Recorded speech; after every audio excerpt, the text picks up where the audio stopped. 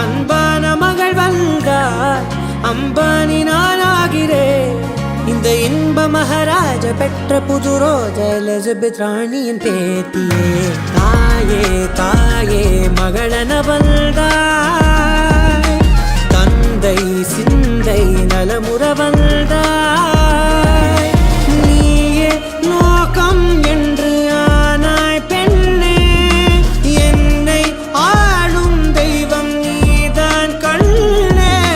பெற்றது நானா இல்லை உன் மகனே நானம்மா. தாயே தாயே மகளன வந்தாய், தந்தை சிந்தை நலமுற வந்தாய்.